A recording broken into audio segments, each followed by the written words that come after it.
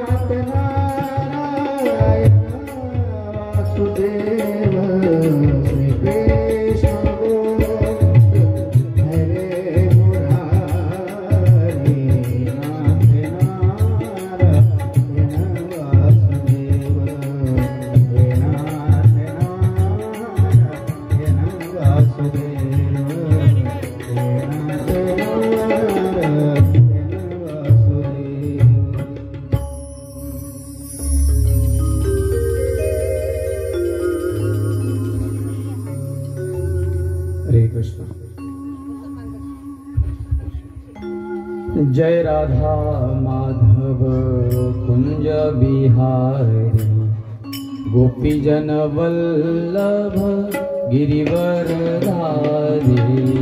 जय राधा कुंज बिहारी गोपी जन वल्लभ गिरिवर धारी। जय राधा माधव कुंज बिहारी गोपी जन वल्लभ गिरिवर धारी। जय राधा कुंज बिहारी गोपी जन वल्लभ गिरिवर धारी। यशोदानंदन ब्रज जन रंजन यमुना तीरावनचारी। यशोदानंदन ब्रज जन रंजन यमुना तीरावनचारी। यशोदानंदन ब्रज जन रंजन यमुना तीरावनचारी। यशोदानंदन ब्रज जन रंजन यमुना तीरावनचारी। जय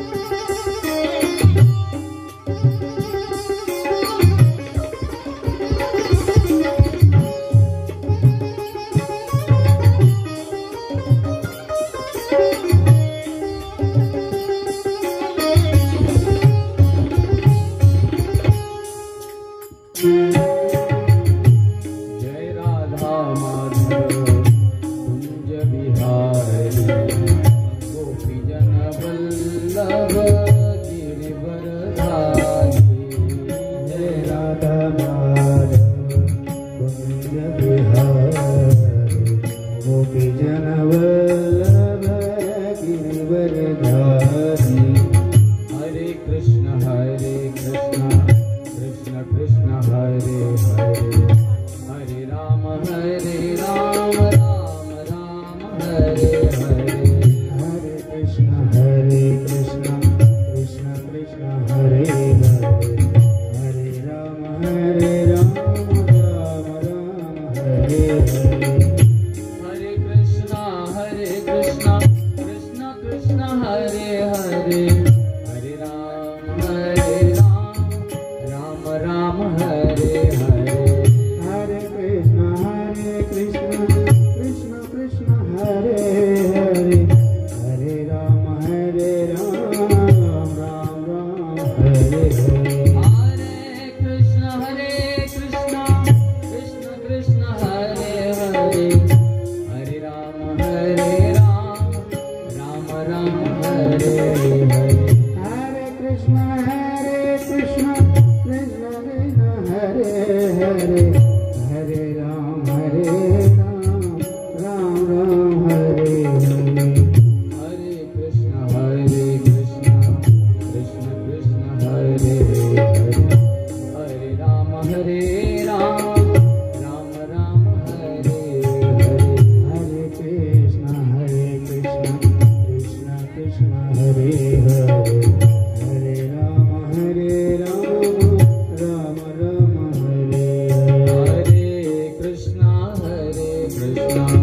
कृष्ण कृष्ण हरे हरे हरे राम राम राम हरे हरे हरे कृष्ण कृष्ण कृष्ण हरे हरे हरे राम राम राम हरे हरे श्री राधा माधव भगवान की ग्रंथराज श्रीमद् भागवत महापुराण की निताय गौर प्रेमानंदे हरे हरि बोल।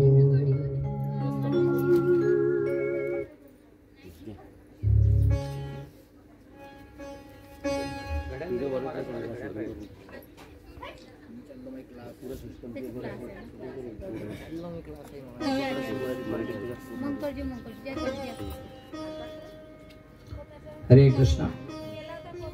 ओम नमो भगवते वासुदेवाय।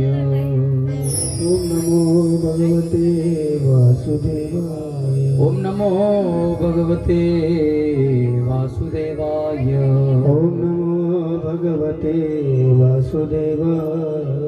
ओम नमो भगवते वासुदेवाय। ओम नमो भगवते वासुदेवाय। नारायणं नमस्कृत्य नरं चैव नरोत्तमं देवीं सरस्वतीं व्यासं ततो जयामुदीरयेत्। नष्टप्रायेषु भद्रेषु नित्यं भागवत सेवया भगवते उत्तमश्लोके भक्तिर्भवति नैष्ठिकी।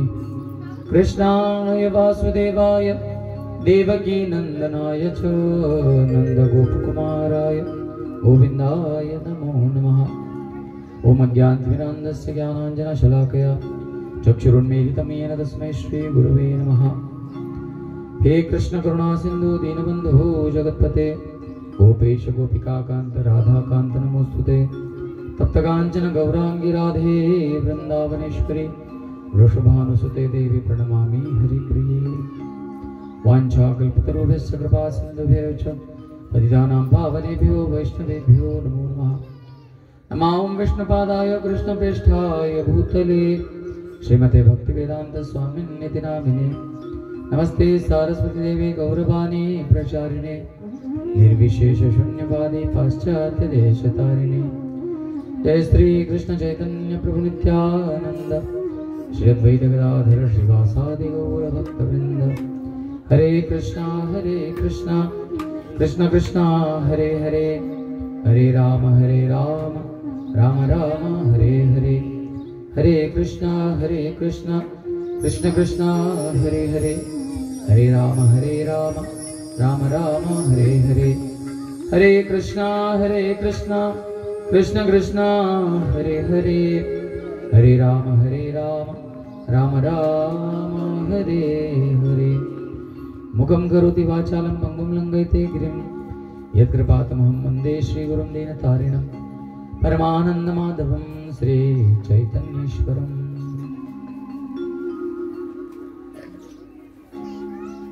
नमस्ते गुरुदेवाय सर्वसिद्धिप्रदायिने सर्वमंगलरूपाय सर्वानंदविधायिने। ग्रंथराज श्रीमद्भागवत महापुराण की जय। भागवत कथा महामहोत्सव की जय। श्री श्री विठ्ठल रुक्मिणी भगवान की जय। गोपाल कृष्ण भगवान की जय। माऊली ज्ञानेश्वर महाराज की जय। जगत गुरु तुकाराम महाराज की जय। श्रील प्रभुपाद की जय। अदित पावन श्रील गुरु महाराज की जय। समस्त आचार्य वृंद की जय। समस्त वैष्णव वृंद की जय। निताय गौर प्रेमानंदे हरि हरि हरे कृष्ण। तर जे आपले भक्त आहेत म्हणजे आपल्या घरातले लोक त्यांना तरी सगळ्यांना येऊन बसायला लावायचे कंपल्सरी। सगळे कामं बाकीचे नंतर करता येतात, सर्वजण येऊन पंडालमध्ये बसायचं। आज कथा जास्त लांब होणार नाही, एक तासभर कथा होईल, नंतर करू म्हणा। हा सगळेजण कथेला बस। 56 भोग बाद मध्ये बनवू या इकडे।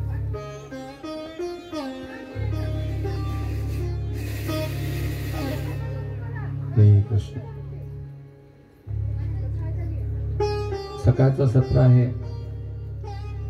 वोटिंग सुद्धा सुरू आहे, त्यामुळं आजचा हा सकाळचा जो सत्र आहे तो जास्त लांबणार नाही, एक पाऊण तासभर। आता 10:30 वाजलेले, 11:30 पर्यंत आपण हा चालू।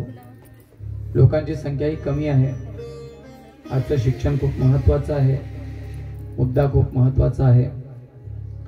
तर संध्याकाळच्या कथेमध्ये अधिक संख्या येईल, तर त्यावेळी आपण त्याचं विशद वर्णन करू। मधली जी थोडीफार कथानकं राहिलेली आहेत ते आपण पूर्ण करण्याचा प्रयत्न करू। काल संध्याकाळपर्यंतच्या कथेमध्ये आपण पाहिलं की कशा प्रकारे विष्णुना रातः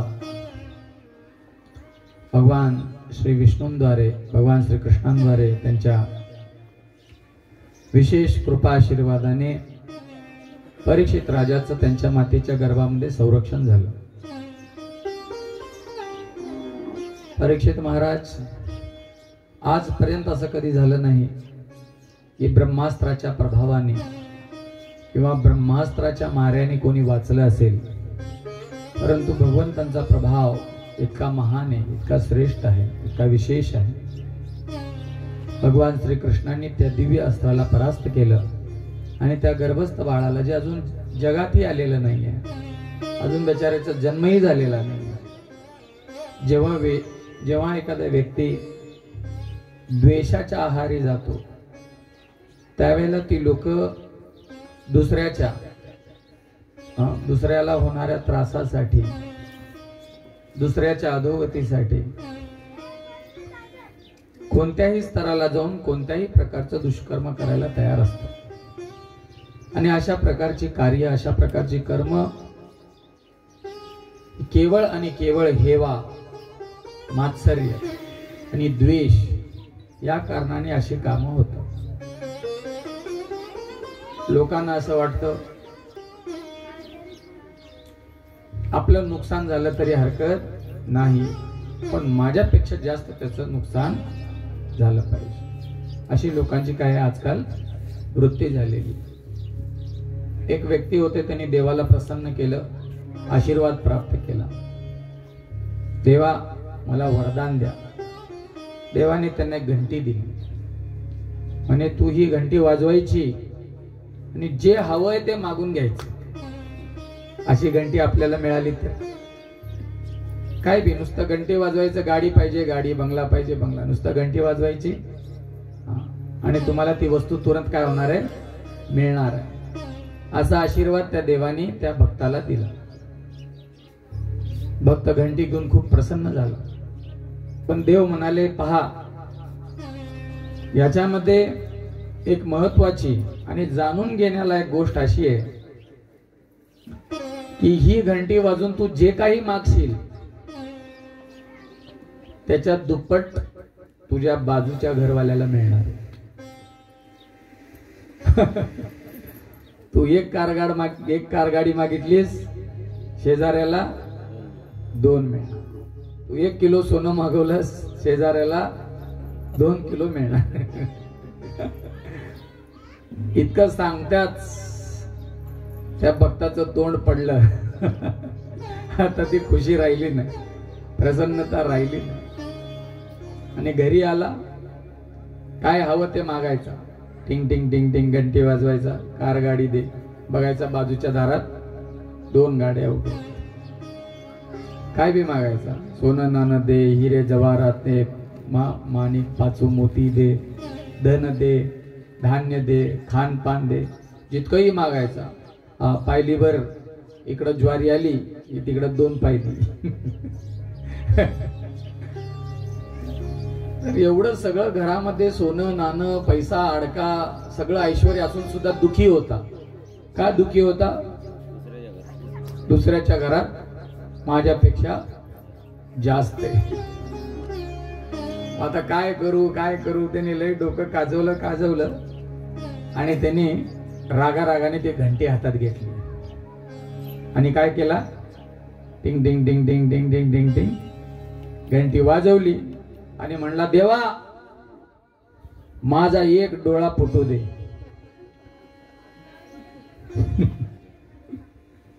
काय मागितला? माझा 1 डोळा फुटू दे. मग काय झालं असणार? बाजूच्याचा 2 डोळे. बाबा परत घंटी वाजवली, देवा माझा 1 हात 1 पाय मोडू दे. देवा माझ्या दारामध्ये 50 फूट खड्डा होऊ दे. समोरच्याच्या दारात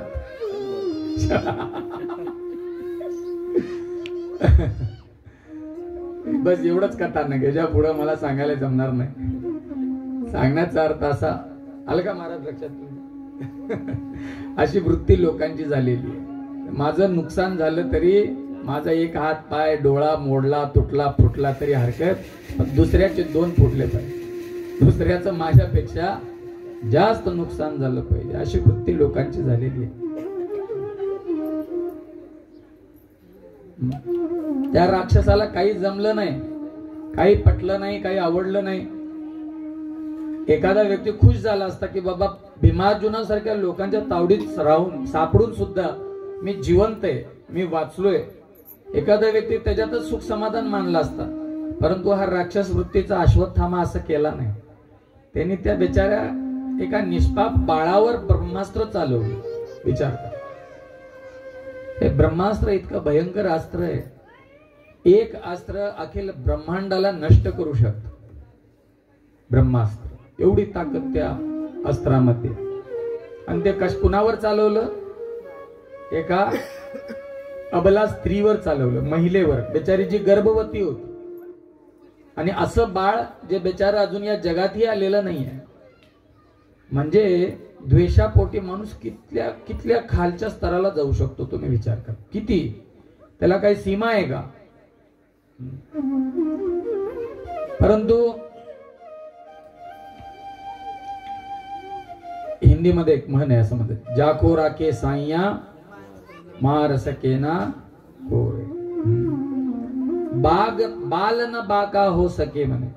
यदि जग वैरी होय, सगळं संसार जरी तुमच्या विरोधात झालं, तुमचा पाठीराखा जर का पांडुरंग असेल, तर तुमच्या एका केसाला सुद्धा कोणी धक्का लावू शकत नाही. राखे कृष्ण मारे के, मारे कृष्ण राखे के. बंगालीमध्ये अशी म्हणे, काय म्हणतात? मारे कृष्ण, त्याला कृष्णाने मारायचं ठरवलंय. राखे के, त्याला कोण राखणार? आणि राखे कृष्ण मारे के, ज्याला कृष्णांनी त्याचं रक्षण करायचं ठरवलंय, त्याला जगातली कुठलीही ताकद मारू शकत नाही. हिरण्यकशिपूजवळ केवढे वरदान होते हो. आत नाही, बाहेर नाही, वर नाही, खाली नाही, शस्त्राने नाही, अस्त्राने नाही, सजीव नाही, निर्जीव नाही, पशु नाही, मनुष्य नाही. तेवढे वरदान त्यांनी आपलं डोकं चालून मागून घेतला होता, पण वाचला का? कारण कृष्णाने ठरवलं होतं याला मारायचंय. बरोबर तसं रूप घेऊन त्या देवाने त्या राक्षसाचा काय केला? सगळा तडी कोतळा फाडून बाहेर काढला आणि त्याच्या विरुद्ध त्याचंच मुलगा प्रल्हाद, जे केवळ कृष्णाचं भक्त होतं, त्यांनी देवाची शरण घेतली होती, त्या बाळाला किती मारण्याचा प्रयत्न झाला सांगा बघू. त्याला कड्यावरून ढकलण्यात आलं, प्रल्हादाला सापांच्या तावडीत देण्यात आलं, हत्तीच्या पायाखाली देण्यात आलं, उकळत्या तेलात टाकण्यात आलं, कड्यावरून ढकलून देण्यात आलं. त्याची आत्या, कसली आत्या म्हणे ती होलिका, काय नव्हतं, ती आपल्या याला घेऊन, बाच्याला घेऊन बसली मांडीवर आणि जळायलाच बसली. उलट झालं, तीच जळून खाक झाली. प्रल्हाद महाराजचं काही वाकडं झालं नाही. हे दोन उदाहरण आहेत, बाप लेक. बापाला कृष्णाने मारायचं ठरवलं होतं, लोकाला कृष्णाने वाचवायचं ठरवलं होतं. त्या लहान 7 वर्षाच्या बाळाला सगळे राक्षस सेना मिळून सुद्धा मारू शकली नाही. दुसरीकडे एवढे ब्रह्माजींचे वरदान प्राप्त करून या राक्षसाला कोणी वाचवू शकलं नाही. असा हा प्रकार. भगवंतांनी त्या उत्तरेच्या गर्भातील बाळाचं काय केलं? रक्षण केलं. कुंती महाराणीने प्रार्थना केली. भगवान श्रीकृष्णांनी पाहिलं की म्हणे युधिष्ठिर महाराजांच्या मनामध्ये खेद आहे या गोष्टीचा की माझ्या एकट्याला राजा बनवण्यासाठी 64 करोड लोकांनी जीव पणाला लावलेला आहे. 64 करोड लोकांनी जीव गमावलेला आहे. महाभारत युद्धामध्ये 64 करोड लोक मरण पावले. किती? 64 करोड. विचार करा. जवळपास अर्धा भारताची जनसंख्या आजकाल किती? 130, 40, 50 करोड असं म्हणतात. 150 करोड. 64 करोड म्हणजे जवळपास 45-50% संख्या झाली की नाही? इतकी लोक मरण पावली. कशासाठी सांगा बघू उत्तर? धर्मासाठी. कशासाठी? कारण युधिष्ठिर महाराज कोणाचा अवतार होते? धर्मराजाचा अवतार होते. कुणाचा? यमाचा अवतार होते की नाही? धर्माचा अवतार होते की नाही? त्या धर्मराजाची, युधिष्ठिर महाराजाची राजगद्दीवर प्रस्थापना व्हावी म्हणून इतक्या लोकांनी जीव गमावला. आणि कृष्णाने सुद्धा धर्माचा साथ दिला. तसं बघायला गेलं तर पांडवांना जिंकण्याचा अधिकारच नव्हता. एक तर यांची सेना कमी होती, 7 कोटी 7 अक्षौणी. त्यांची सेना डबल होती, 12 अक्षौणी. त्यांच्यामध्ये भीष्माचार्यांसारखी लोक ज्यांना इच्छावरती मरण आहे, द्रोणाचार्यासारखे लोक ज्यांच्या हातात शस्त्रास्त्र असेपर्यंत त्यांना इंद्र सुद्धा हरवू शकत नाही. अश्वत्थामा अमर होता. कर्णाजवळ कवच होतं. इतकंच नव्हे तर अमोघ अस्त्र होतं. आणि सगळे जरी बाजूला राहिले तरी दुर्योधन काय कमी होता का? अशा प्रकारचे रती महारथी असा विशेष महत्व ठेवणारा एकही योद्धा पांडवांकडे नव्हता. एकही योद्धा नव्हता. परंतु पांडवांच्या बाजूने कोण होतं? कृष्ण होता. पांडवांच्या बाजूने धर्म होता. धर्म की जय हो, अधर्म का नाश हो, प्राणियों में सद्भावना हो. धर्म की जय हो. आणि होणारच.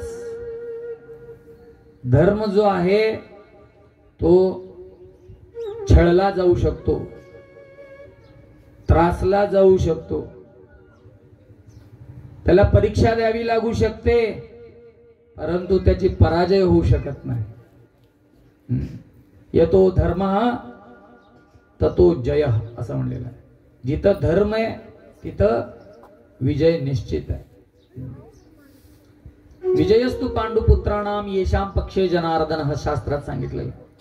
पांडव किती जरी कमजोर असले तरी पांडवांची विजय ही निश्चित होती. का?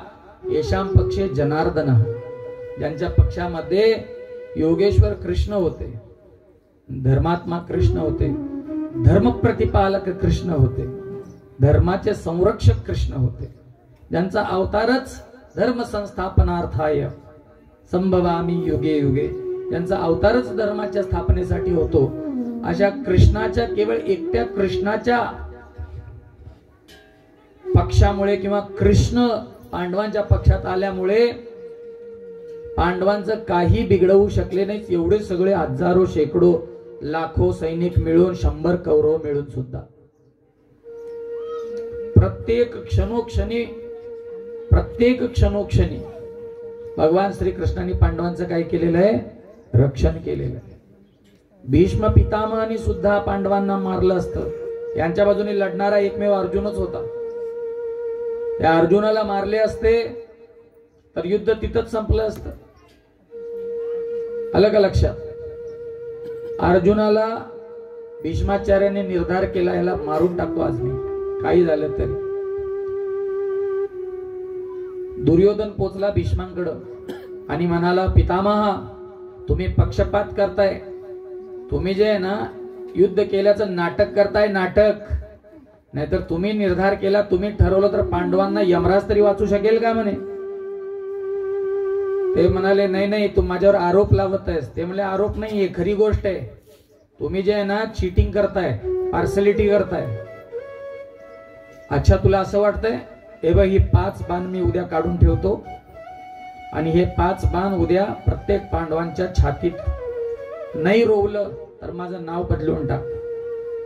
दुर्योधन म्हणाला, तुमचा काय भरोसा नाही, हे बाण माझ्याकडे ठेवू द्या, उद्या युद्ध करायला जाताना मी तुम्हाला देतो.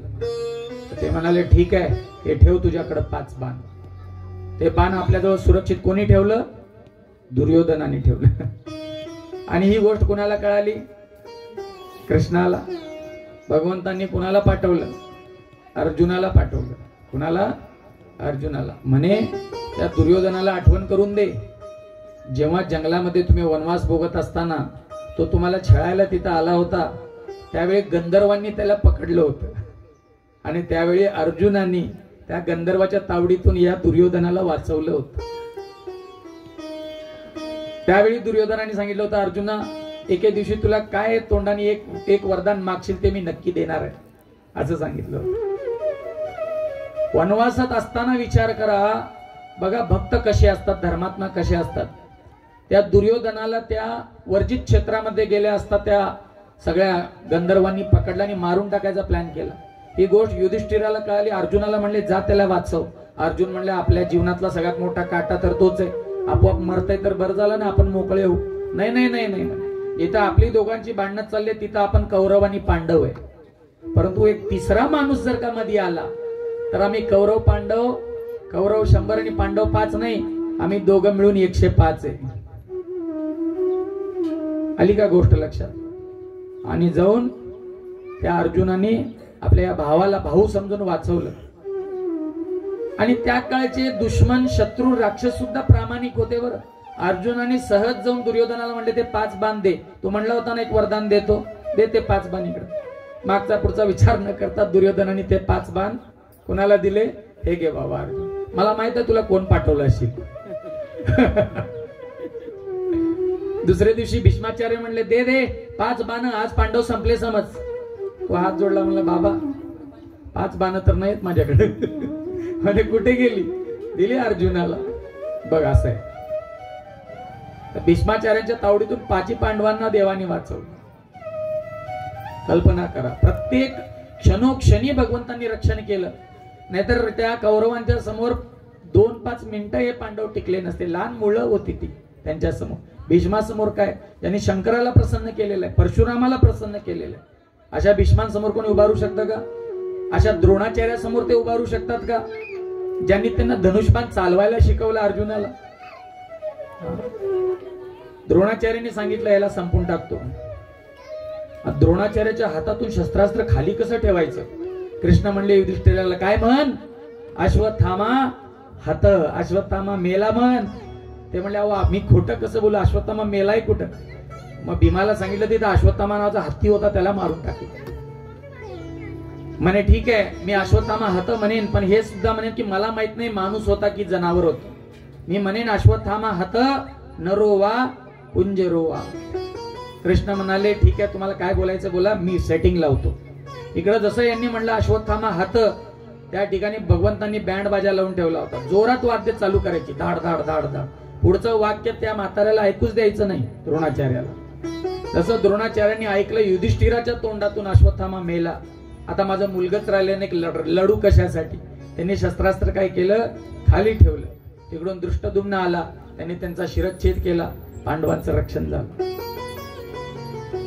जयद्रथाला लपून ठेवलं होतं, प्रतिज्ञा केली होती. जयद्रथ मूळ कारण होता, जयद्रथाला वरदान होतं शंकरांचं, एक दिवस तू पांडवांना थांबू शकतोस. आणि त्यांनी ती ताकद अभिमन्यूला मारताना वाचवली.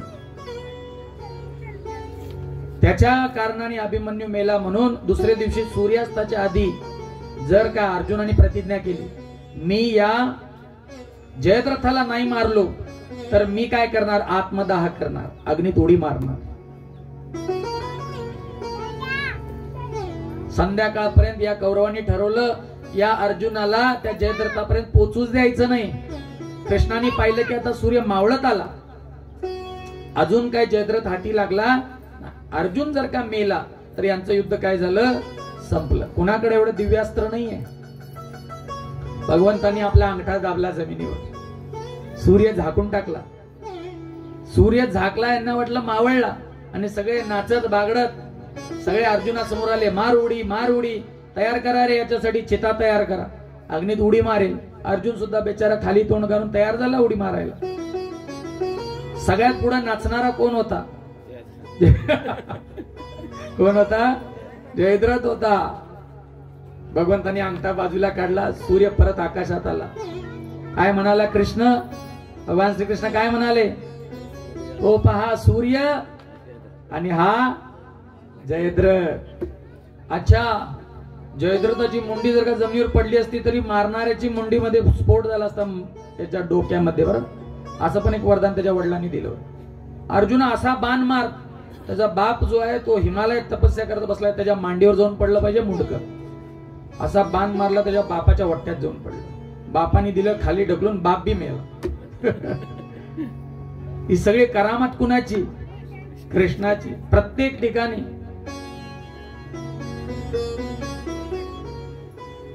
कर्ण सुद्धा कृष्णाला अर्जुनाला मारू शकला असता, त्याचं चाक अडकलं. अर्जुन बेचारा बघा केवढा प्रामाणिक, अरे त्याचे चाक बाहेर काढू द्या, तोपर्यंत मी थोडस थांबतो. कृष्ण म्हणाले, हा थांबणाऱ्यापैकी व्यक्ती नव्हता. जिथं दुर्योधन तुझ्या बायकोचा अपमान करत होता त्यावेळी त्याची साथ देणारा हा सूतपुत्र हा कर्णच होता.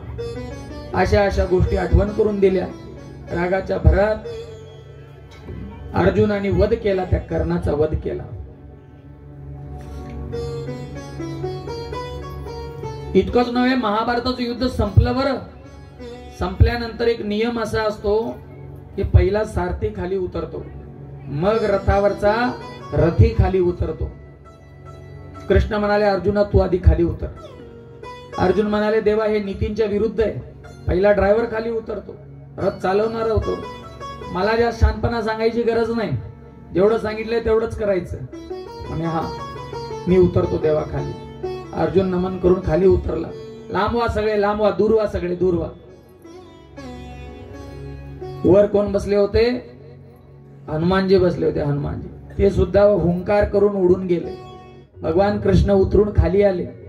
5 पावलं लांब गेले असता त्या रथामध्ये काय झाला, विस्फोट झाला, धडाम दिशी. अर्जुनाची चेतडी काय, एक हाड सुद्धा सापडलं नसतं, असा भयंकर विस्फोट त्याच्यामध्ये झाला. लोकांनी विचारलं, काय देवा हा काय प्रकार आहे. अरे भीष्माचार्यासारखे, द्रोणाचार्यांसारख्या लोकांनी या रथाला मरणाची अस्त्र मारलेली आहे. हा रथ तर पहिल्या दिवशीच मेला होता, मी त्याच्यावर बसायचो म्हणून या रथाने आपला जीव सावरून ठेवला होता. माझ्या राहण्याचा हा प्रभाव होता. काय पांडव लोक युद्ध जिंकले असते हो महाभारताचं. ही सगळी करामत कुणाची आहे. यत्र योगेश्वर कृष्ण यत्र पार्थो धनुर्धरः तत्र श्री विजयोर भूती ध्रुवा नीतिर्मतिर्मम. भगवद्गीतेचा शेवटचा श्लोक. ज्या ठिकाणी योगेश्वर कृष्ण आहे, ज्या ठिकाणी अर्जुन आहे, ज्या ठिकाणी धर्म आहे, ज्या ठिकाणी नीती आहे, तत्र श्री विजय. त्या ठिकाणी काय आहे, विजय. अशा प्रकारे भगवंतांनी पावलोपावली पदोपदी पांडवांची साथ दिली, तरी सुद्धा या युधिष्ठिर महाराजांना वाटायचं की काय दुर्योधन पण राज्य बेचारा चालवतच होता की, नुसतं मला राजाच्या गादीवर बसवण्यासाठी एवढ्या लोकांनी का बरं आपला जीव गमावला. त्या गोष्टीचा खेद युधिष्ठिर महाराजांना होता. म्हणून युधिष्ठिर महाराजांना, सगळ्या पांडवांना, कुंती, द्रौपदी सगळ्यांना घेऊन भगवान श्रीकृष्ण कुरुक्षेत्रावर पोहोचले. कुठे पोहोचले? ज्या ठिकाणी शरशय्येवर पितामह भीष्म पडलेले. भीष्म पितामह धर्मज्ञ आहेत, धर्मात्मा आहेत, धर्माचे जाणकार आहेत. दक्षिणायन जेव्हा आरंभ होता, दक्षिणायन त्यावेळी हे युद्ध झालं. उत्तरायण यूस पर्यंत भीष्म पितामह तिथं पडून होते बरं, बाणाच्या शय्येवर. शरीरात एक अंग असा नव्हता ज्या ठिकाणी बाण लागला नव्हता. तरी सुद्धा त्यांच्या वडिलांनी त्यांना आशीर्वाद दिला होता की तू जेव्हा तुझी इच्छा होईल तेव्हा तू मरणार. असं इच्छावरती मरण आशीर्वादाच्या रूपाने यांच्या वडिलांकडून भीष्म पितामहांना मिळालं होतं. काय नाव होतं यांचं? भीष्माचं नाव काय होतं सांगा बघू लवकर. जोरात जोरात. देवेंद्र.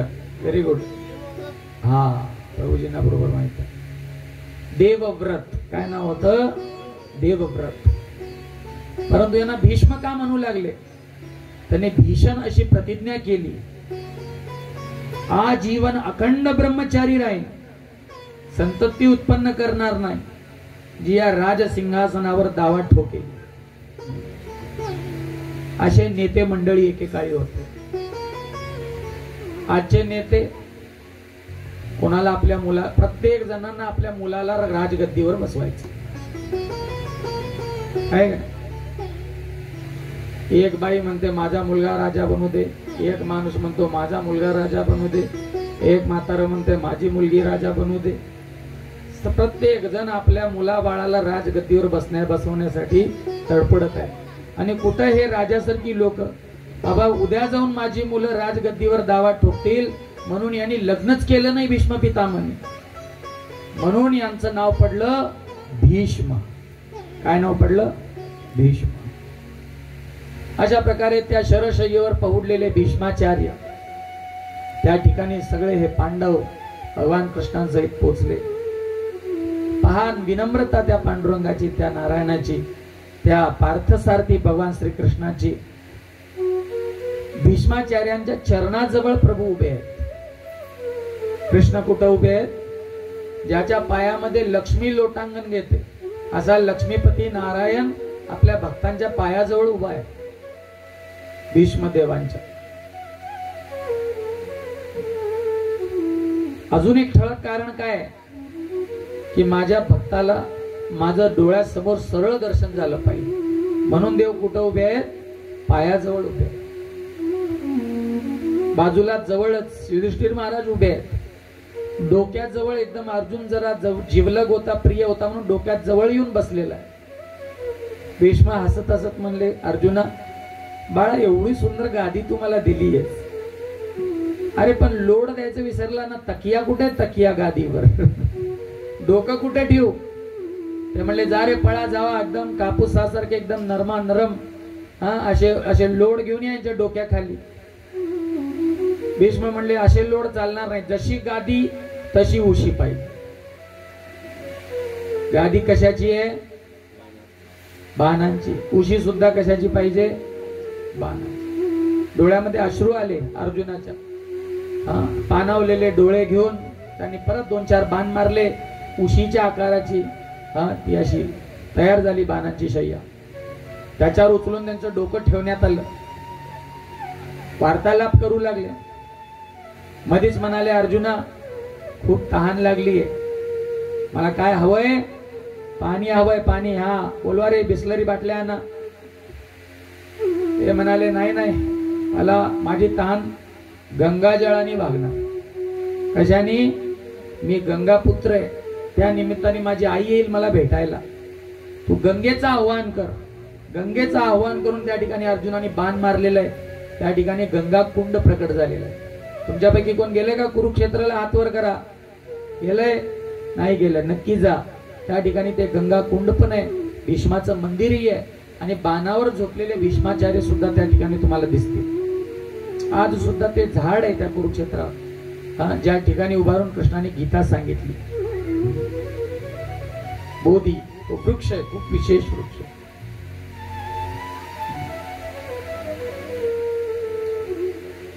अजान वृक्ष जसा आपला आळंदीमध्ये आहे किंवा पिंपळ सोन्याचा जसा आहे, तशा प्रकारचं ते झाड आहे. अजरामर झालेलं झाड, गीतेचं ज्ञान प्राप्त करून अजरामर झालेलं ते झाड आज सुद्धा त्या ठिकाणी तुम्हाला पाहायला मिळेल. आणि ते कुंडही आहे ज्या ठिकाणी गंगा प्रकट झाली. भीष्माचार्याने जलपान केलं. भीष्माचार्याने खूप सुंदर ज्ञान द्यायला सुरुवात केली. महाभारतामध्ये भीष्माचार्यांच्या ज्ञानाचं खूप विशद वर्णन करण्यात आलेलं आहे अनेक अध्यायांमध्ये. भागवतामध्ये संक्षिप्त मध्ये सांगण्यात आलं. दान धर्मान राजधर्मान मोक्ष धर्मान विभागशः स्त्री धर्मान भगवत धर्मान समासव्यास योगतः. विविध प्रकारचे धर्म त्यांनी सांगितले. दान धर्मान, एखाद्या व्यक्तीला कसा दानशूर झाला पाहिजे त्यांनी सांगितलं. राजधर्मान, राजाचं कर्तव्य काय, राजाने कसे प्रजेचं रक्षण केलं पाहिजे, पालन पोषण केलं पाहिजे, भरण पोषण केलं पाहिजे, याचं वर्णन त्यांनी केलं. मोक्ष धर्मान विभागशः, कसं धार्मिक अनुष्ठान करून धार्मिक कार्यामध्ये रुची घेऊन आपल्या या मनुष्य जीवनाचा उद्धार केला पाहिजे, कल्याण केलं पाहिजे, याची सुद्धा माहिती त्यांनी दिली. पुढं स्त्री धर्मान भगवत धर्मान समासव्यास योगतः, स्त्रियांच्या धर्माविषयी सांगू लागले. भागवत धर्माचा सुद्धा यांनी उल्लेख केलेला आहे, कारण स्वतः हे महाभागवत आहे. भागवतामध्ये 12 महाजनांचं वर्णन आलेलं आहे. किती महाजन आहेत? कोण कोण माहित आहेत का तुम्हाला? सांगा बघू, 1 2.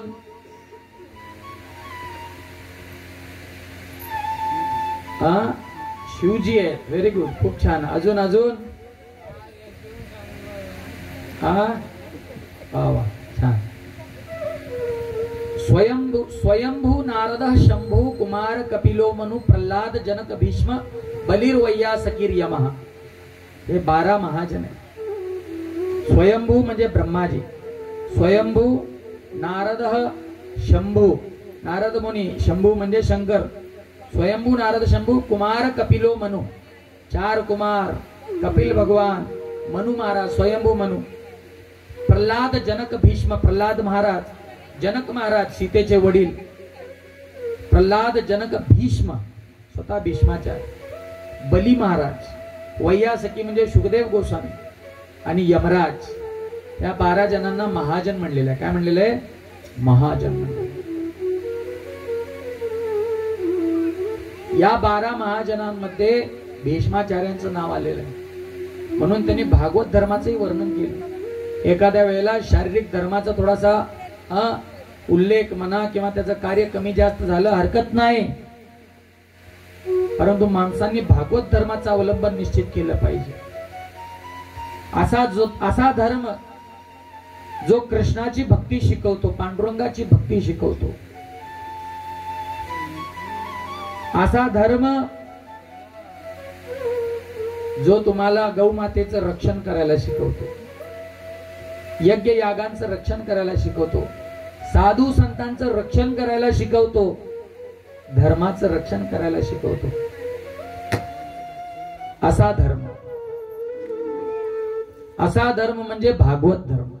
असा धर्म म्हणजे सनातन धर्म. असा धर्म म्हणजे शाश्वत धर्म. अशा प्रकारे भागवत धर्माचं वर्णन त्यांनी केलं.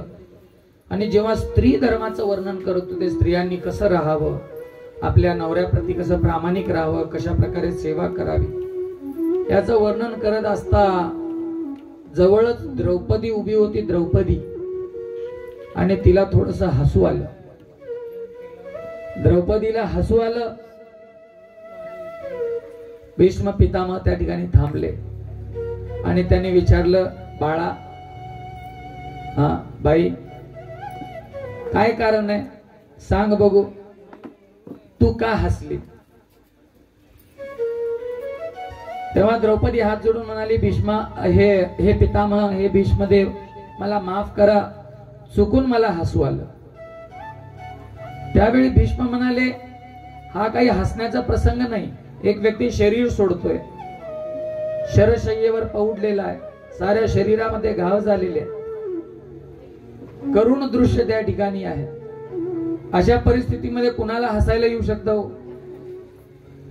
आणि दुसरीकडं आता एखादा येडा असेल समजा, त्याला काही कारण लागत नाही हसायला.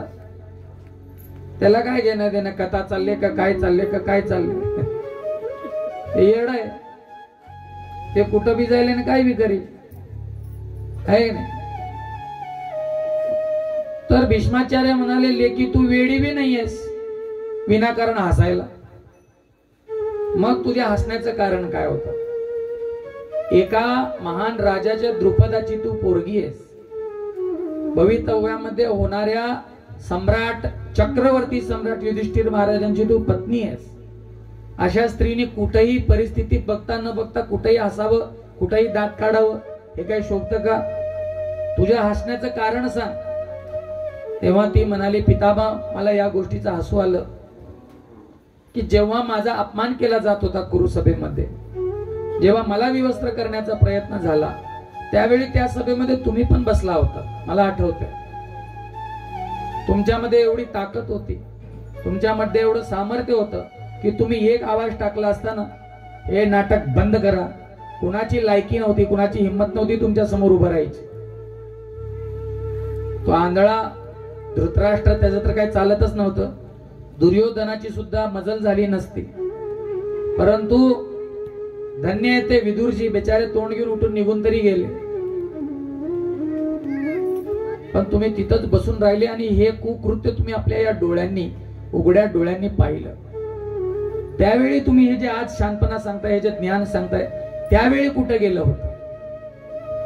असा प्रश्न माझ्या मनात उद्भवला, हे भीष्म पितामह. आणि आज जे एवढ्या मोठ्या मोठ्या गोष्टी तुम्ही सांगताय, ते ऐकून मला हसू आलं. त्या जगामध्ये कुणाला नमन केलं जातं, बोले तैसा चाले, त्याच व्यक्तीचं नमन, त्याच व्यक्तीची पावलं लोक धरतात, ज्याच्या वाणीमध्ये, ज्याच्या कथनीमध्ये आणि करणीमध्ये सामंजस्य असतो.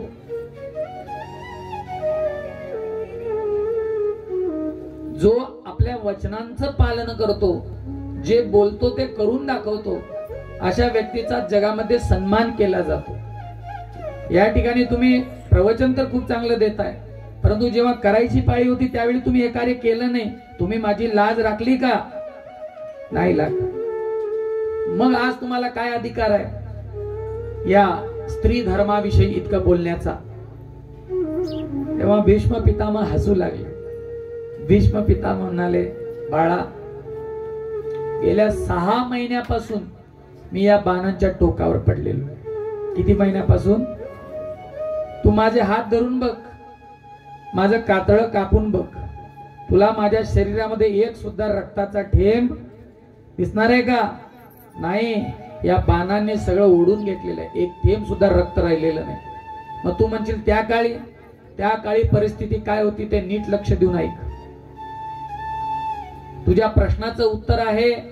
तू म्हणलीस ना त्यावेळी काय झालं होतं, त्यावेळी माझी काय मजबुरी होती. भीष्माचार्य म्हणाले, त्यालाच म्हणतात अन्नाचं ऋण. काय म्हणतात? मिठाचं ऋण. कशाचं ऋण? मी त्या राक्षसाचं मीठ खात होतो, त्या राक्षसाचं अन्न खात होतो, म्हणून माझी बुद्धी सुद्धा कलुषित झाली होती. तुला साथ देण्याची बुद्धी मला उमजली नाही त्या काळी. का? कारण त्याच दुर्योधनाचं, त्याच्या आंधळ्या बापाचं अन्न मी खात होतो. जैसा खावे अन्न वैसा बने मन. जसं आपण अन्न खातो, ज्या भावनेत, ज्या चेतनेत, उदरभरण नोहे जाणीजे यज्ञ अन्न खाणं म्हणजे नुसतं गचागच गिळणं नव्हे. केवळ पोट भरण्यासाठी अन्न खाल्लं जात नाही. अन्न खाणं एक प्रकारचा यज्ञ केल्यासारखं कर्म आहे. जाणीजे यज्ञ कर्म समर्थ म्हणतात. अन्न खाणं म्हणजे नुसतंच पोट भरणं नव्हे, पोटात कोंबणं नव्हे. प्रत्येक घासाघासाला देवाचं नाव ठेवलं पाहिजे. कारण कुठलाही यज्ञ मंत्राशिवाय आहुती दिली जाते का? इदम विष्णवे इदम नमः स्वाहा, इदम कृष्णाय इदम नमः स्वाहा, इदम गोविंदाय इदम नमः. बरोबर. वदनी कवळ घेता नाम घ्या श्रीहरीचे. जीवन करी जीवित्वा अन्न हे पूर्ण ब्रह्मान्न, हे पूर्ण ब्रह्म आहे. भगवान कृष्ण स्वतः गीतेमध्ये म्हणतात पचाम्यन्नम चतुर्विधा. ही जी अग्नी आहे, जठराग्नी जी आहे, ही जठराग्नी मी आहे भगवंत म्हणतात, जी या अन्नाला पचवण्याचं कार्य करते. मुखात अग्निरजायतः, कृष्णाचं तोंड आहे यज्ञकुंड म्हणजे. त्या अग्निमार्फत भगवंत स्वीकार करतात, नारायण आहुती ग्रहण करतात.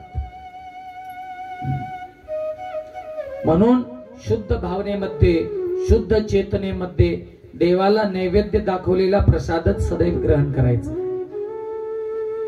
आली का गोष्ट लक्षात?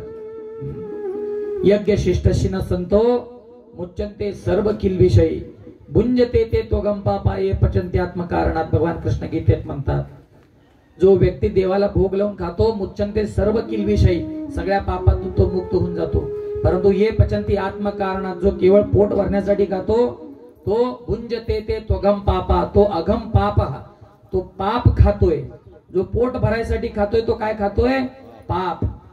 आपले भौतिक शास्त्र, भौतिक विज्ञान सुद्धा सांगतं झाड पाल्यामध्ये सुद्धा जीव असतो म्हणे. तुम्ही मस्त म्हणाला मी शाकाहारी आहे. अहो तुम्ही त्या झाडापासून भोपळा वेगळा केला तर तुम्हाला अपराध लागला. कित्येक धनधान्य आपण धुतो, पुसतो, हे ते करतो, त्याच्यात कित्येक किडे मरत असतील. इतकी फवारणी करतो, हे करतो, ते करतो. मग तेच काय शाकाहारी असतं का? सगळं केवळ शाकाहारी म्हणून चालत नाही. तो नैवेद्य जेव्हा देवाला आपण नैवेद्य दाखवतो, भोग लावतो, त्यावेळेला त्याच्यातील सगळा अशुद्धपणा, अभद्रपणा निघून जातो आणि तुम्हाला देवाचा शुद्ध प्रसाद मिळतो. भगवंतांचा प्रसादच या मुखाच्या आत गेला पाहिजे. साधू संत ही कंठी असं कंठाला का लावतात? असं लोंबत का सोडत नाही? कारण इथं त्यांनी काय केलेलं आहे? इथं एक टोल गेट लावलेलं आहे. काय लावलेलं आहे? या गळ्याच्या खाली अभद्र उतरायलाच द्यायचं नाही. याच्या पुढं अभक्ष भक्षणाला परमिशनच नाही जाण्याची. गळ्याखाली कुठलंही असं अन्न जाता कामा नये जे पांडुरंगाला भोग लागत नाही.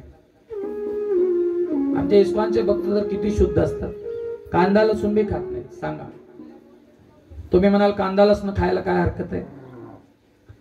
कारण इस्कॉनचे जे भक्त आहेत किंवा जे भक्त आहेत पांडुरंगाचे, कारण ते पांडुरंगाचे भक्त आहेत म्हणून ते तेच अन्न खातात जे पांडुरंग खातात. तुम्ही मला सांगा पांडुरंगाला कांदा लसूण भोग लागतो का? कोण सांगू शकतं? पंढरपुरात जाऊन विचारा, बडव्यांना विचारा, तिथल्या पुजाऱ्यांना विचारा, कांदा लसूण पांडुरंगाला भोग लावतो का? लागतो का? नाही लागत. कांदा लसूण पांडुरंग खात नाही म्हणून पांडुरंगाचे भक्त सुद्धा खात नाहीत. पंढरपुरातच नव्हे, तुम्ही बद्रिकाश्रम मध्ये जाऊन बद्रीनाथाच्या इथं विचारा, तिथं सुद्धा नाही लागत भोग. जगन्नाथपुरीला जाऊन जगन्नाथांना विचारा, तिथं रोज कमीत कमी लाखो लोक भोजन करतात, एवढं अन्न बनतं जगन्नाथाच्या जगन्नाथपुरीमध्ये. एका वेळेला एक मन भोग लागतो, असा 8 वेळा भोग लागतो. विचार करा. पण सगळा बिना कांदा लसण्याचा, कुठंच कांदा लसूण. द्वारकेला जा, द्वारकाधीशांच्या इथं जाऊन विचारा, रामेश्वरमला जा, तिरुपती बालाजी मध्ये जा, कुठेही जा, इस्कॉन सोडा, इस्कॉनला बाजूला ठेवा. जे बी मोठी मोठी नामांकित स्वयंभू मंदिर आहेत त्या ठिकाणी जाऊन तुम्ही तिथं विचारणा करा, विचारपूस करा, त्या देवाला कांदा लसूण लागतो का भोग. तुमच्या लक्षात येईल कुठल्याच स्वयंभू मंदिरामध्ये कांदा लसूण भोग लागत नाही. इतकंच नव्हे तर वारकरी कित्येक महाराज तुम्हाला बेचारे असे भेटतील जे आपल्या जीवनात कांदा लसूण खात नाहीत. काही महाराज इतके समर्पित नाहीत, घर संसारात आहेत, परंतु ते सुद्धा प्रयत्न करून कमीत कमी 4 महिन्यात तरी चातुर्मासामध्ये तरी कांदा लसूण खात नाही. खातात का? नाही. भीष्माचार्य म्हणाले, माझं मन त्यावेळी या राक्षसांचं भोजन केल्यामुळे कलुषित झालं होतं, म्हणून बाळा हे द्रौपदी मला तुझी साथ देता आली नाही, पण क्षमा कर. गेल्या 6 महिन्यापासून मी या बाणांच्या शय्येवर पडलेलो आहे. आता त्यांच्या अन्नापासून बनलेलं रक्त माझ्या शरीरामध्ये राहिलेलं नाहीये, म्हणून मी निधड्या छातीने आज हे प्रवचन देऊ शकत आहे. त्या द्रौपदीला लाज वाटली, तिनं पाय धरले, म्हणे पितामह लहान मुलगी समजून मला माफ करा, माझं चुकलं, तुमच्या भावनेवर तुमच्या श्रद्धेवर मी अविश्वास दाखवला. भगवान भीष्माचार्य म्हणाले, भीष्म पितामह म्हणाले, किती जरी केलं तर तुम्ही भौतिक लोक आहे, तुमच्याकडून काय आशा अपेक्षा ठेवायची? कोणाचं कितीही आपण भलं केलं, कधी तो उगारून आपल्यावर येईल याचा काही भरोसा आहे का? कधी तो पलटवार करेल याची काही गॅरंटी आहे का? म्हणून ज्यावेळी तुम्ही कुणासाठी काही जरी केला ना, ह्या आशेने करू नका की याची परत फेड होईल, कारण आणि याचं काहीतरी आपल्याला परत मिळेल. हिंदीमध्ये एक म्हण आहे, म्हणतात नेकी कर आणि समंदर में डाल, म्हणतात नेकी कर आणि काय कर, हा केला ना जागच्या जागी विसरून टाकायचं. हा केलं, कल्याण केलं. एका गरीब अनाथ मुलीचं काय लग्न लावून दिलं, कोणाचं शिक्षण केलं, कोणाचा दाखला केला, कोणाला कपडा लत्ता दिला, जागच्या जागी द्या आणि तिथल्या तिथं काय करा, विसरून जा. परत अपेक्षा ठेवू नका की हा वेळ पडल्यावर माझी मदत करेल, कारण या संसाराची ही वास्तविकता आहे. जिथं गरज असते, जिथं वेळ येते, त्यावेळेला तुम्हाला आजूबाजूला कोणी दिसणार नाही. हे खरंय, 100% खरंय. आणि आशा करायचीच असेल तर कुणाची करा? भगवंतांची करा, कारण कोणत्या ना कोणत्या रूपाने तो भक्त येईल, कोणत्या ना कोणत्या रूपाने. नागपूरवरून आपल्याला बीड गावाला यायचं होतं, 2 गाड्या होत्या, एक ट्रक होता आणि एक कार होती, आहे की नाही? पण चालवणारा एकच माणूस आहे, त्याचं नाव बी एकनाथ आहे की नाही? चमत्कार. मग आता यांनी काय करावं? ट्रक चालवावी, कार चालवावी? त्यांच्या समोर सांगतोय. आणि त्या कार चालवण्यासाठी किती जणांना त्यांनी कॉल केले असतील, किती जणांचा त्यांनी आग्रह केला असेल, किती जणांना विनवणी केली असेल, विनंती केली असेल. आलं कोण शेवटी? कोणी आलं? संबंधी कोणी आले? पाहुणेपै कोणी आले? ओळखी पाळखी नातलं कोण आलं? कोण नाही आलं. सरते शेवटी त्यांनी एकच फोन लावला. कुणाला? मंदिरामध्ये लावला, भक्तांना, ज्याचं यांच्याशी काही घेणं देणं नाहीये. केवळ हे त्या कृष्णाचे गोपीनाथाचे भक्त आहेत आणि तो एक गोपीनाथाचा भक्त आहे, एवढाच संबंध आहे. एका फोनवर दुसऱ्या मिनिटाला तो मुलगा, काही आशा अपेक्षा नसो, जागच्या जागी तो व्यक्ती आला. सकाळी 10 वाजल्यापासून, 10 नाही 8, किंबहुना 8-9 वाजल्यापासूनच ऊन चढत आहे. आम्ही वाट बघत बसलोय, मी आहे, प्रभूजी आहेत, सगळे आहेत.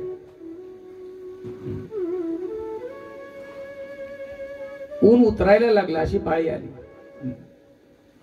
एक फोन यांनी लावला, तो मुलगा हजर झाला आणि त्याला रस्ताही माहित नाही, काय नाही, जसं तसं यांनी लोकेशन पाठवलं.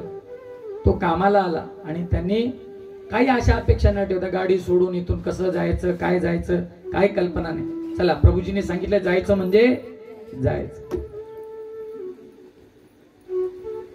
भीष्माचार्य म्हणले, बस म्हणजे तुमच्या लोकांसाठी लई राबलो, आता सगळे बाजूला व्हा, बस नकोय तुम्ही कोणी, आता तुझी माफी बी नको आणि तुझं स्वागत सत्कार बी नको आणि काहीच नको.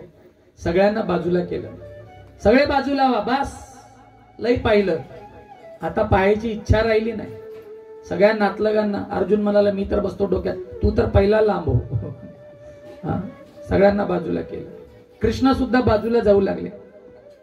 भीष्म म्हणले, तुम्ही कुठं चाललाय? तुमच्यासाठी तर यांना बाजूला करतोय. जोपर्यंत या लोकांची गर्दी आहे तोपर्यंत कृष्ण दिसत नाही. ह्यांची गर्दी कमी झाल्याशिवाय यांची गर्दी कमी झाल्याशिवाय कृष्ण दिसत, कारण ही लोक कृष्णाला तुम्हाला पाहूच देणार नाही. म्हणून असं म्हणलेलं एखाद्याचं मरण आलं ना, हिंदीमध्ये म्हण आहे, मरना भलो विदेश में जहां न अपना कोय, माटी खाय जनावरा महामहोत्सव होय, असं म्हणलं. मरावं तर कुठं मरावं म्हणे, अशा अज्ञात ठिकाणी जाऊन मरावं जिथं आपलं कोणीच नसलं पाहिजे, रडणार एक बी नसलं पाहिजे. ते रडणार स्वतः बी रडणार आणि तुम्हाला बी रडवणार. भ्रमिते भ्रमिते कबे ए देह पतन होवे, कहे दीना नरोत्तम दास. काय म्हणणार आहे, काय हरी हरी. तर अशा प्रकारे भीष्म पितामहाने भगवान श्रीकृष्णांना पाहिलं, मन भरून पाहिलं, नेत्र भरून पाहिलं. काय दिसत नाही, काय नाही, सगळं सेम टू सेम. तर भीष्म पितामहाने भगवान श्रीकृष्णांचं डोळे भरून दर्शन केलं. किती सुंदर भगवंतांचं ते स्वरूप, कुरळे कुरळे केस भगवंतांचे, त्रिरेखांकित शंखासारखा त्याचा कंठ आहे, मकराकृतीचे कुंडल कानामध्ये धारण केलेले आहे, पितांबरधारी, बासुरी हातामध्ये, द्विभुज कृष्ण आहे, पितांबर धारण करून मेघश्याम, नवीन नवीन जसे ढग येतात त्यांचा जसा काळा निळा रंग असतो, अशा अंगकांतीचे भगवान कृष्ण घनश्याम, घनैव श्याम भगवान कृष्ण समोर उभे आहेत आणि त्यांच्या चेहऱ्यावर एक स्मित हास्य आहे. ते पाहून भीष्म पितामहांचं सगळं दुःख निघून गेलं. आपल्याला एक छोटासा काटा टोचला तर आपल्याला किती त्रास होतो सांगा बघू. आपण कल्पना करू शकता, एका व्यक्तीच्या शरीरामध्ये शेकडो बाण लागलेले, बाण जाऊन पोचलेले आहेत हाडांपर्यंत. कुठपर्यंत? हाडांपर्यंत जाऊन पोचलेले. त्याच्यावर पहुडलेला तो व्यक्ती, एक सुद्धा बाण अजून शरीरातून काढला गेला नाही. किती त्रास त्या व्यक्तीला होत असणार. तरी सुद्धा पांडुरंगाच्या दर्शनासाठी, त्यांच्या साक्षात्कारासाठी, त्यांच्या कृपेसाठी अजून सुद्धा यांनी आपला जीव राखून धरलाय. इच्छावरती मरण आहे ना. भगवान श्रीकृष्ण समोर उभे आहेत. भगवान श्रीकृष्ण हसून भीष्म पितामहांना पाहतात, मनातल्या मनात निवेदन करतायत, पितामह, या भौतिक संसारातील कार्य खूप झाली, जिम्मेदाऱ्या खूप झाल्या, धर्माचं खूप पालन झालं, आता ही जीवनाची लीला या ठिकाणी थांबवा. आता तुम्ही हळूहळू काय करा, आपल्या धामी जा, भगवंतांच्या धामी वापस जा, आता विश्राम घ्या. जाऊ देवाची या गावा, पुढं काय, देव देईल विसावा. आता विसाव्याची पाळी आली, बस झालं. संसारात खूप खूप खूप झाला त्रास, बंद करा. भीष्म पितामहाने डोळे भरून भगवंतांचं दर्शनच नाही केलं, तर अशा दुरवस्थेमध्ये सुद्धा भगवंतांची खूप सुंदर स्तुती केली, भीष्म स्तुती. वेळेच्या अभावी आपण ती स्तुती घेणार नाही, परंतु त्यांनी एक सुंदर काळ आठवला त्या स्तुतीच्या दरम्यान. ते म्हणाले, कृष्णा, मला तो दिवस आठवतो ज्या दिवशी मी प्रतिज्ञा केली होती, या एक तर अर्जुनाला मी मारून टाकेन, नाहीतर कृष्णाला आपलं वचन मोडायला भाग पाडेन, कृष्णाला शस्त्रास्त्र उचलायला लावेन. आणि त्या दिवशी असा काय धनुष्यांचा, असा काय बाणांचा मारा केला होता या भीष्म पितामहाने, त्या अर्जुनाला काही सुधारायला तयार नाही. त्याचे छत्र उडून गेले, त्याच्या घोड्यामध्ये बाण लागले, त्याचा रथ छिन्न भिन्न झाला.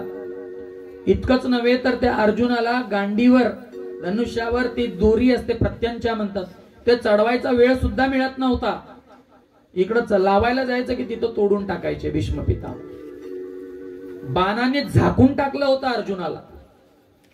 अर्जुनाला काही सुधारायला तयार नाही. अर्जुनाने हातपाय गाळून टाकले, माझ्याने आता काय होणार नाही, माझं मरण निश्चित आहे. कुणाला वाटलं? अर्जुनाला वाटलं. त्या ठिकाणी भगवान श्रीकृष्णांना राग आला. धर्माच्या कार्यामध्ये व्यवधान निर्माण करतोस, थांब, तुझी मी व्यवस्था करतो. भगवान श्रीकृष्णांनी रथावरून उडी मारली.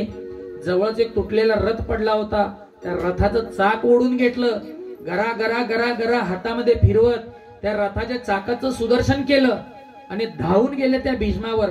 तुला आजच खलास करतो, काय लय शहाणा समजलाय स्वतःला? धर्माच्या कामामध्ये व्यवधान निर्माण करतो, व्यत्यय आणतोस, तुझी जीवन लीला इथंच समाप्त करतो. भीष्म पितामही प्रसन्न झाले. भीष्म पितांनी आपले धनुष्यबाण खाली टाकला, हात जोडून उभे राहिले. देवा, ह्याच्यापेक्षा चांगलं काय होईल?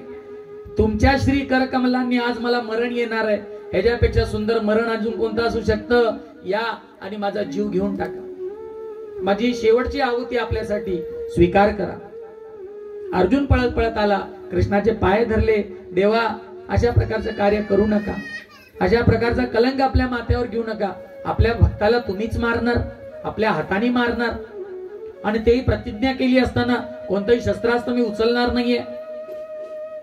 अर्जुनाने कृष्णाला शांत केलं. भीष्म मरते वेळी ती गोष्ट आठवतात आणि म्हणतायत, कृष्णा, काय तुझं ते अद्भुत रूप होतं. रागाच्या भरात तुझे डोळे लाल झाले होते, गाल सुद्धा थोडेसे लाल लाल झाले होते. इतकंच नव्हे तर घोड्यांच्या टापांची उडालेली धूळ तुझ्या केसावर बसली होती, आणि त्याच्यातून संध्याकाळी मावळता सूर्य, त्याचा प्रकाश पिवळा पिवळा त्या केसांमधून त्या गालावरून प्रतिबिंबित होत होता. असं वाटत होतं सोनेरी अंग तुझं स्वरूप आहे आणि त्याच्यावर हिरे जडलेले आहेत, असं ते घामाचे बिंदू तुझ्या चेहऱ्यावर दिसत होते. तू आहेस श्याम सुंदर, तू आहेस काळा सावळा, परंतु त्या दिवशी मला पांडुरंगाचं दर्शन झालं. कुणाचं? संस्कृत मध्ये पांडू म्हणतात पिवळ्या रंगाला. तुझ्या चेहऱ्यावर उडलेल्या त्या घोड्यांच्या टापा, घोड्यांच्या टापांची धूळ आणि त्या धुळीवर रिफ्लेक्ट होणारा तो सोनेरी संध्याकाळचा प्रकाश, तू काळा निळा दिसत नव्हतास, तू पिवळा पिवळा दिसत होतास. आणि त्यावेळी मला खऱ्या अर्थाने पांडुरंगाचं दर्शन झालं. कुणाचं दर्शन झालं? पांडुरंगाचं. आणि माझ्यावर धावून आलेलं असताना तुझं उपरणं खाली पडलं होतं. काय सुंदर तुमचं ते रूप होतं देवा. आहा, आज जी डोळे बंद केलं होतं तुमच्या त्या रूपाचं मला काय होतं? दर्शन होतं. धन्य आहात आपण. माझी प्रतिज्ञा ठेवण्यासाठी स्वतःची प्रतिज्ञा मोडली. प्रतिज्ञा केली होती मी शस्त्रास्त्र उचलणार नाही, परंतु तुम्ही आपली प्रतिज्ञा मोडली माझी प्रतिज्ञा बाळगण्यासाठी. असे भक्तवत्सल भगवान आहेत. भीष्म पितामह तो दिवस आठवण करतात. आपण खूप दयाळू आहात, आपण खूपच कृपाळू आहात पांडुरंगा. माझे तुम्हाला शतशत नमन आहे. भगवंतांची स्तुती करत करत करत करत त्या ठिकाणी सूत गोस्वामी उदाहरण देतात. जशा प्रकारे म्हणे संध्याकाळच्या वेळी एखाद्या वडाच्या पिंपळाच्या झाडाजवळ तुम्ही जा, तुम्हाला बघा पक्ष्यांचा कसा आवाज येतो. ऐकलाय का कधी? संध्याकाळच्या वेळी किती गोंगाट असतो पक्ष्यांचा. किलबिल किलबिल किलबिल किलबिल किलबिल किलबिल, हा असा आवाज, सुंदर असा आवाज. या गावात तर खरोखर असा पक्ष्यांचा, शहरात तर आम्हाला हे सगळं ऐकवावं लागतं, पण या गावात तर खरंच इतका सुंदर आवाज येतो पक्ष्यांचा. आणि जसं का सूर्य मावळला, अंधार झाला, त्या झाडाच्या खालीच थांबा. अंधार झाल्यावर त्या ठिकाणी आवाज ऐका. एका तरी पक्षाचा आवाज येईल का? असं वाटेल हाताची घडी आणि तोंडावर बोट. आमची टीचर नाही का सांगायची, सगळे पक्षी काय होतात? शांत होऊन जातात. हे उदाहरण भागवतात दिलेलं आहे. आणि सूत गोस्वामी म्हणाले अशाच प्रकारे गोंगाट करत करत, कलरव करत करत करत करत, कृष्णाची स्तुती करत करत करत करत भीष्म पितामह त्या पक्ष्यांसारखे काय झाले?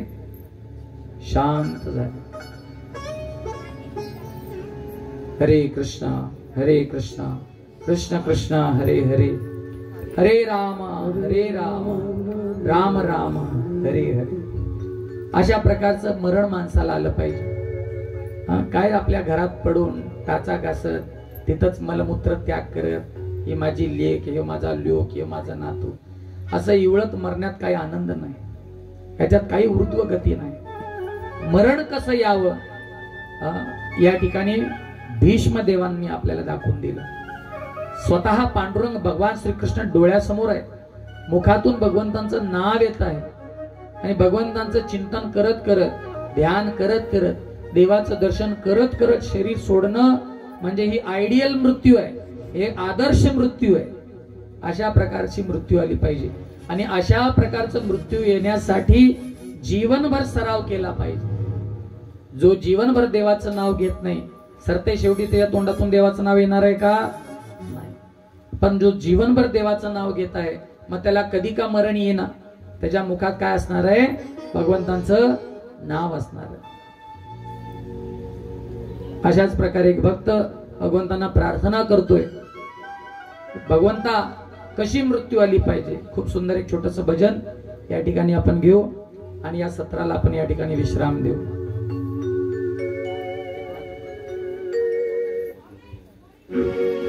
इतना तो करना स्वामी, जब प्राण तन से निकले. इतना तो करना स्वामी, जब प्राण तन से निकले. गोविंद नाम लेके जब प्राण तन से निकले. इतना जब प्राण तन से निकले.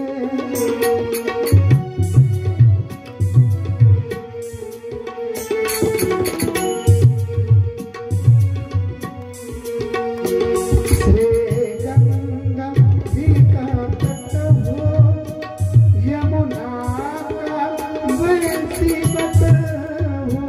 श्री गंगा जी का तट हो, यमुना का बंसी बट हो. मेरा सावरा निकट हो, जब प्राण तन से निकले. इतना तो करना स्वामी, जब प्राण तन से निकले.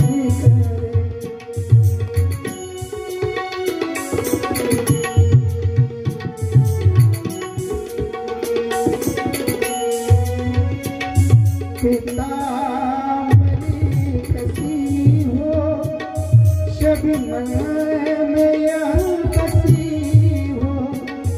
होठों पे कुछ हंसी हो, जब प्राण तन से निकले. इतना तो करना स्वामी, जब प्राण तन से निकले.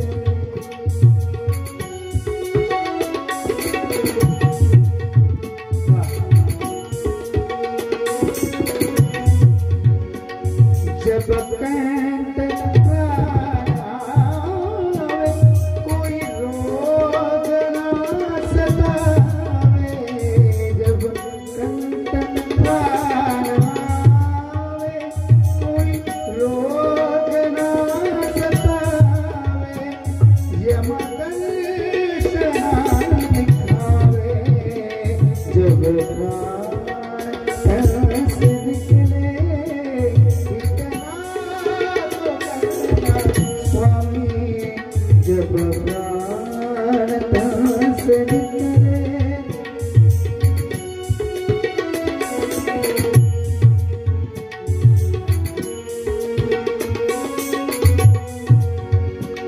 उस वक्त जब आना, नई शाम भूल जाना.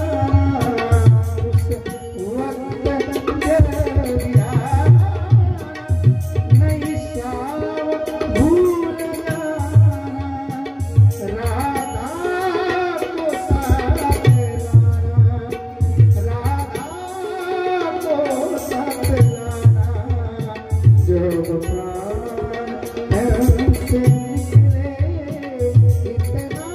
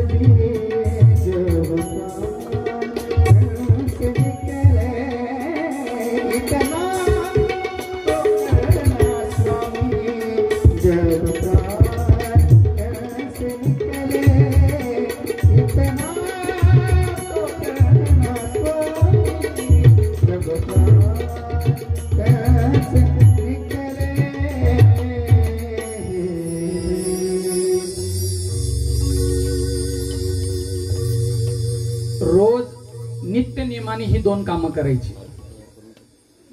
काय? एक तर पांडुरंगाचं नाव घ्यायचं, न चुकता भगवंतांचं नाव. हरे कृष्णा कृष्ण कृष्ण हरे हरे, हरे राम राम राम हरे हरे. जीवनभर जर का असं नाव भगवंतांचं घेताल तर सरते शेवटी देवाचं नाव आठवणं. गोविंद नाम लेकर तब प्राण तन से निकले.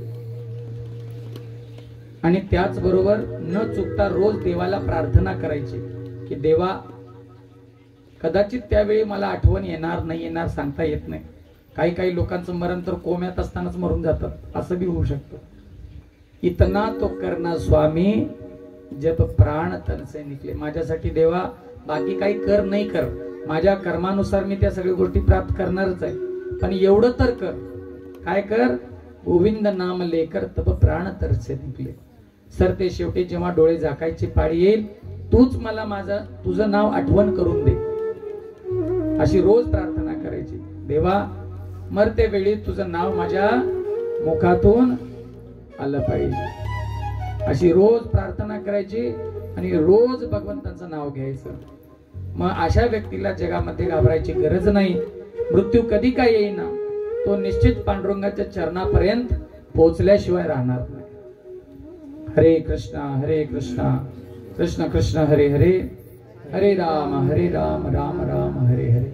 राजा परीक्षिताचा जन्म झालेला आहे आणि परीक्षित महाराजांच्या दिव्य गुणांचं वर्णन आणि परीक्षित महाराजांचं कलियुग दमन, अशा प्रकारची पुढची कथानक जी आहेत ती आज संध्याकाळी 5-6 वाजता 5 वाजता आपलं मतदान हे संपून जाईल. 5-6 वाजता त्यानंतर भोंगे वगैरे लावून भरपूर लोकही येतील.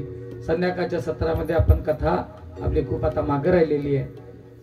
आतापर्यंत प्रबोधनात्मक कथा चालू होती, ह्याच्या पुढे केवळ कथानक घेऊन आपण एका ठराविक ठिकाणी पोहोचण्याचा प्रयत्न करू.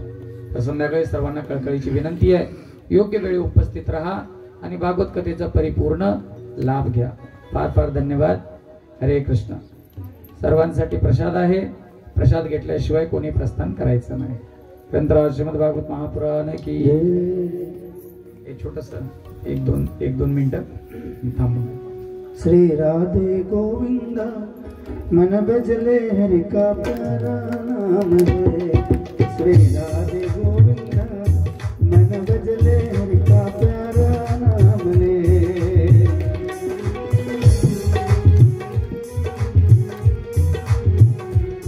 श्री राधे गोविंदा मन बजले हरि का प्यारा नाम है. मन बजले हरि का प्यारा नाम है. बजलाला हरि का प्यारा नाम है. मन बजले हरि का प्यारा नाम है. बजलाला हरि का प्यारा नाम है.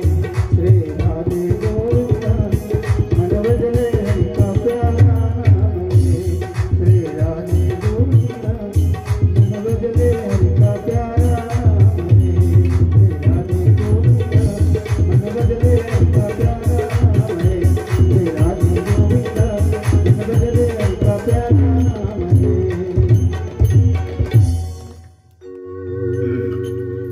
ग्रंथराज श्रीमद भागवत महापुराण की जय. भागवत महोत्सव की जय. विदाय गौर प्रेमानंदे. हरि